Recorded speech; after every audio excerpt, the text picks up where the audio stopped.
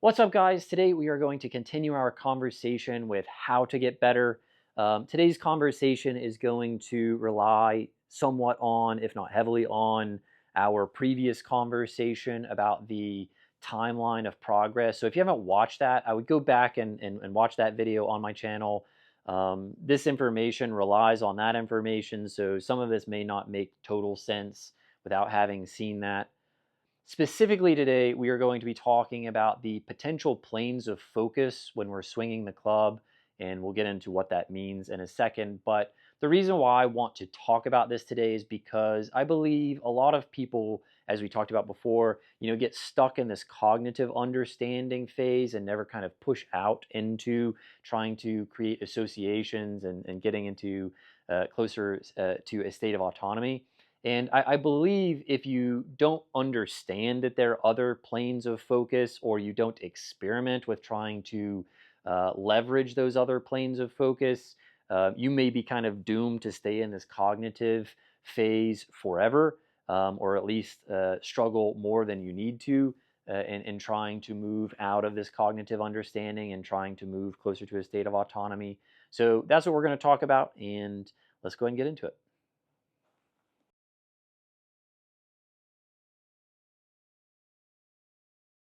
The first plane of potential focus that we're going to talk about is probably the most obvious, and it's the plane that most people go to when they're talking about how you can get better at the game, and that is, what is the body doing? And everybody that's listening to this right now is like, what else do you do?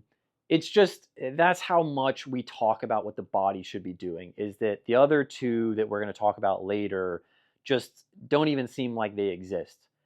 For a lot of my guys that struggle with getting stuck in this cognitive phase, they almost always, when you start to try to like branch them out into different planes of focus, they kind of get a little weirded out by not thinking about the body. It feels like we're taking control away. And I will say that you, just like, also again going back to the cognitive phase versus autonomy conversation, just like you want to slide away from cognitive at some point into a state that's closer to autonomy, uh, and we would say that even with that, you still have to at some point be in a state of kind of like cognitive understanding at the cognitive level. In the same way, the body is kind of like that. While we might want to eventually kind of move beyond thinking about the swing from the body's perspective, you still at some point probably are going to have to think about how the body is moving. So let's talk about what this is. So let's say that I am hitting it out off of the heel, and for however I do it, I kind of decide that my arms are getting too far away from me. I want them more in. Maybe it's that I'm turning too much, or the arms are literally kind of reaching out towards the ball. And I'm going to say, hey, I want the hands to go from here to here.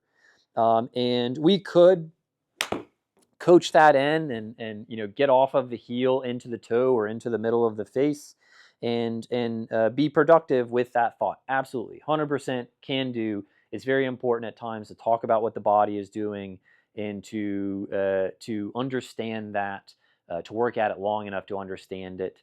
The problem is, and excuse how dramatic this might sound, and also the kind of dumb joke I'm about to make, but you can tell the body to be in a different spot, in a more productive spot. You can achieve this more productive spot. And this club can still be back here kind of fencing around. Just because the body gets in a better position does not dictate that this sweet spot is going to end up in the spot we want it to. And again, that may sound dramatic, but I've just had enough experience with watching people learn.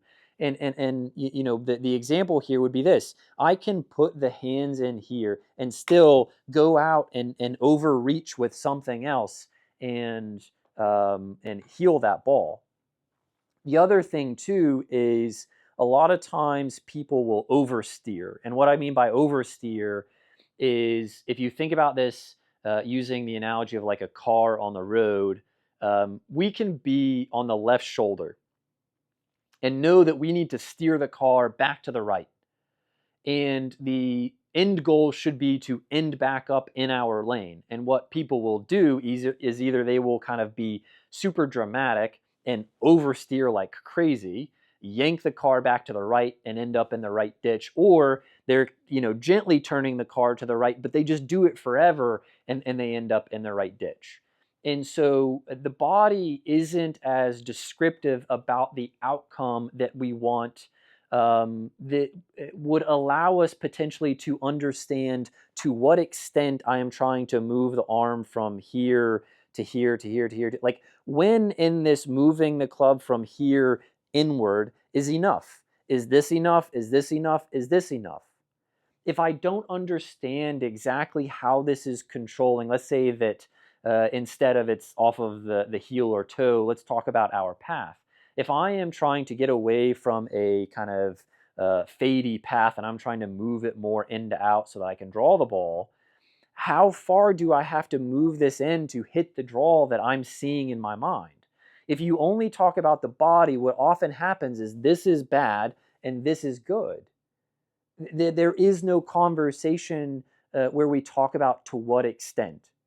And I'm not saying that that's how all instruction is. That's just how a lot of instruction is that we talk about this bad, this good, and you get golfers that either initially, need this kind of exaggerated feel, or they don't totally understand, and at first it works, but over time they keep steering the car into the ditch. Or you get more athletic people that can literally exaggerate this, and do it the first day, and they're the people that jerk the car into the other lane or into the ditch on the other side, and they instantly kind of start hitting other bad shots, so they never have that moment of success. And that's just, again, one of the pitfalls of only knowing that the body exists and not starting to attach yourself to other planes of thought, which we're going to get into now.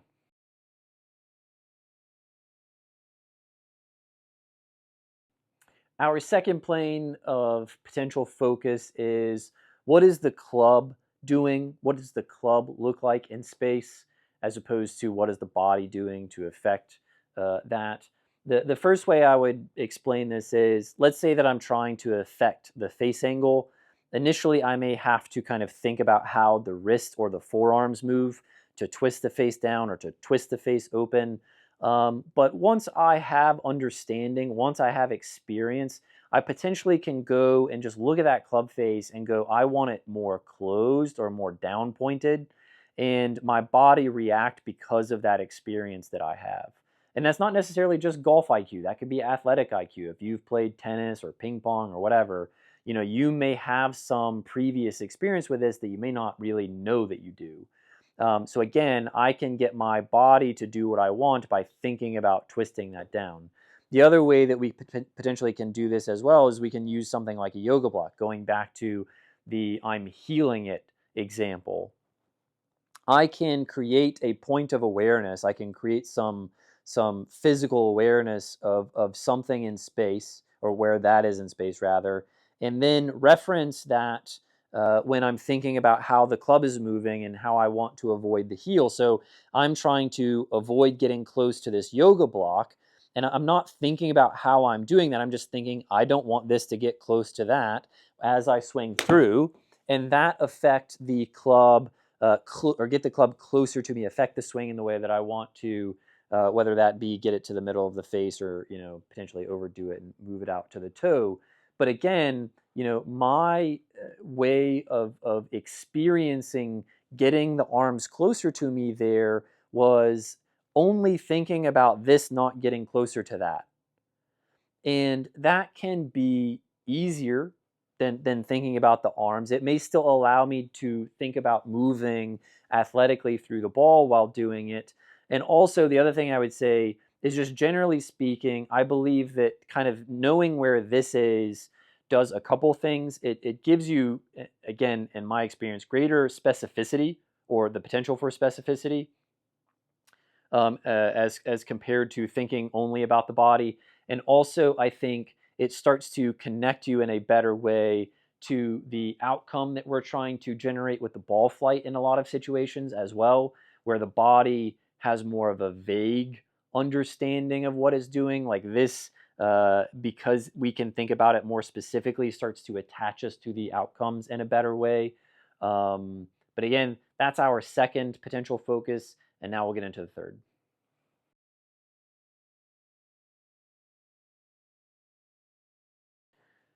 Our third potential plane of focus is what is the ball doing, or what is the outcome that we're trying to generate? And this one definitely requires a decent amount of experience to be able to, especially if we're only trying to exist in that plane. We need a ton of experience kind of connecting how the body moving, how the club moving creates those outcomes, so that we can eventually just kind of look out here and say, I want the ball to go there, and that actually produce something productive. But I also would say in this moment, it's really important not to wait for that moment. I think in the beginning, or maybe not in the beginning, but definitely somewhere in the middle bits, we should start to connect how the body is affecting the outcome, or how the club is affecting the outcome, so that we can get to this point quicker. But basically, what's going to happen is if I say the ball should launch here, that creates a very specific understanding about alignments.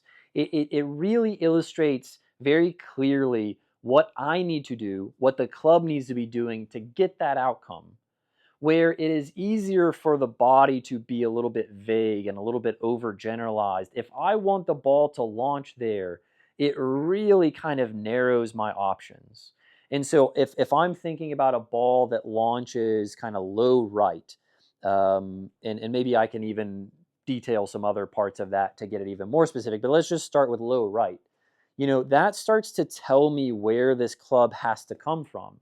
And again, because I do have a lot of experience with this, me looking in that window allows me to start to self-organize and get that ball to launch through that window. The same way that I also could add some side spin to that, I could try to launch it through that window and get it to fade instead of draw. I can start to kind of think about how I would, get that done. And I'm starting to kind of get those things organized in my brain. So like a little low fade probably isn't as instinctive as the low draw is. So here I might actually have to think about it for a second, how I'm going to get this ball low and fading. But either way, I'm kind of seeing that, and now I'm thinking about the curve to the right. And we still kind of get the same launch now with the curve. And again, that requires me having all this previous experience. So how would we get to this point? You would have to attempt it, and then you would have to figure out in what way did I fail at doing it. And then we would kind of go back down the line and say, okay, let's say that I did that and I got the club kind of moving on the appropriate angle, but the face was bad. And I know the face was bad because it didn't curve to the right, it curved to the left. I would then come in here as I'm doing my practice swings, and I would try to pay attention to that toe kind of being more open. And if that didn't work, I may have to go back to the body and say, okay, maybe my hands are doing something, and so I'm trying to be aware of keeping those hands in a particular place to affect this, to affect that. But again, that is the most specific. Thinking about how the ball flies is the most specific. It narrows the potentials down the most, and it's potentially, or maybe obviously, the least intense potential focus we can have, or the body is maybe distracting and is a little bit heavy in our head. Relying on previous experience and or calling on that previous experience, organizing that previous experience by looking out in front of us. The only part that is really conscious is our decision to hit it through the window. And then all the parts that are subconscious are the parts that actually get the ball to go there. And so obviously, that isn't going to be as intense as thinking about how the body is moving to get it done. So the last thing I'll say here is that these don't necessarily all kind of exist by themselves. I can layer these as I'm going. So I can, if I'm thinking about hitting a low straight shot now, I can start to, logically think through where that club needs to be moving from and to, and also be kind of looking in front of me and going, the reason why I'm doing this movement is because I want the ball to launch through there. And by layering it in that way, I start to set myself up for that next stage where, again, I can just look there and my body would react. But maybe I need to initially stack layers so that I can get to that point. And so here I'm going to, again, be aware of where the club is moving from as I'm thinking about launching it through that window. And we get the low straight. But again, where I maybe had more awareness of how to do the low right, that one's not as normal for me. And so I had to stack layers to get that done. So again, just to be very, very clear, we're not saying that there is, for everyone at all moments, there is a best place to be. There is just a place we probably want to get to, and that these other two are helpful in getting there at some point.